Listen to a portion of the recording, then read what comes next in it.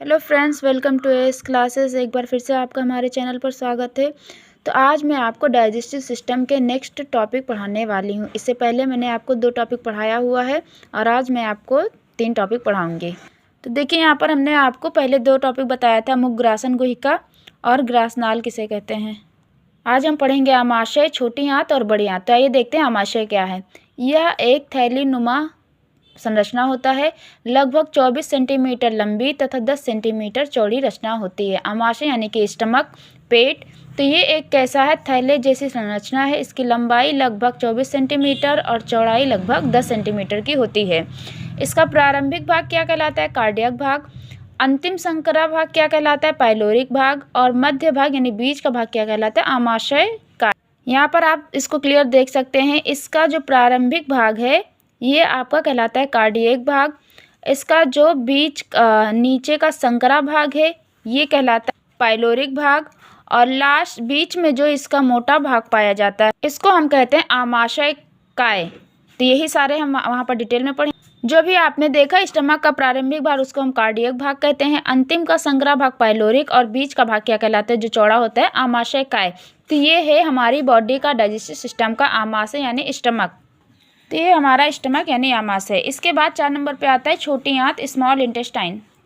इसके बाद हम पढ़ेंगे छोटी आंत यानी स्मॉल इंटेस्टाइन। तो स्मॉल इंटेस्टाइन किसे कहते हैं, आमाशय छोटी आंत में खुलता है। यानी ये जो हमारा स्टमक है ये कहाँ पर आकर खुलता है, ये हमारी छोटी आंत में खुलता है। और ये छोटी आंत पाचन तंत्र की सबसे उपयोगी भाग है। यानी हमारी छोटी आंत में ही भोजन हमारा डाइजेस्ट होता है, वहीं पर पचने का काम होता है। ये लगभग 6 सेंटीमीटर लंबी कुंडलित का मतलब है मुड़ी हुई नलिका होती है। यानी हमारी छोटी आंत की लंबाई कितनी है, 6 मीटर, सॉरी हमने सेंटीमीटर बोल दिया था, 6 मीटर की लंबी होती है। यानी छोटी आंत क्या है, 6 मीटर इसकी लंबाई है। और ये हमारे शरीर में हमारे डाइजेस्टिव सिस्टम में मुड़ी हुई होती है। आइए हम इसको डायग्राम में आपको दिखाते हैं।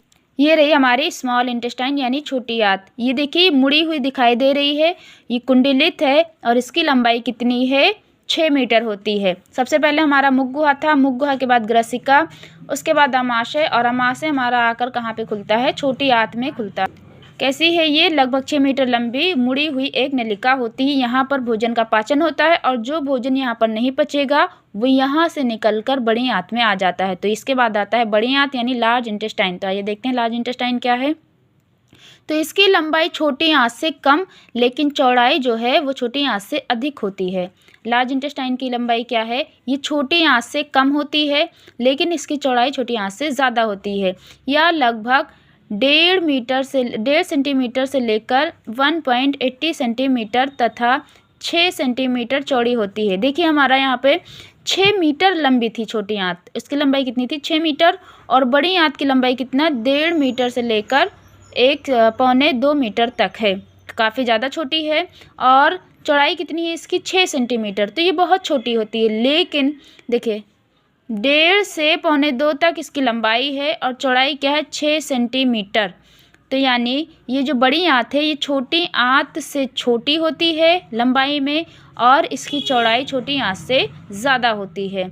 इसमें क्या होता है, जो भोजन छोटी आंत में नहीं पचता है वो यहाँ से निकलकर बड़ी आंत में आता है और बड़ी आंत से होता हुआ हमारे शरीर से मल बनकर बाहर निकल जाता है। तो ये हमारा पूरा का पूरा था डाइजेस्टिव सिस्टम। डाइजेस्टिव सिस्टम में आपने पहले पढ़ा मुखग्रासन, जहाँ से हमने भोजन लिया था। उसके बाद ग्रासनाल में क्या हुआ, मुखग्रासन गुहिका से भोजन इंटर करता हुआ हमारी एक इसोफेगस ग्रास नली में आया जो 25% लंबी थी। आपने ये सारा डायग्राम, बॉडी के सारे ऑर्गन देख लिए थे अच्छे से, मुख गुहा, ग्रसिका, आमाशय और छोटी आंत तथा ये रही हमारी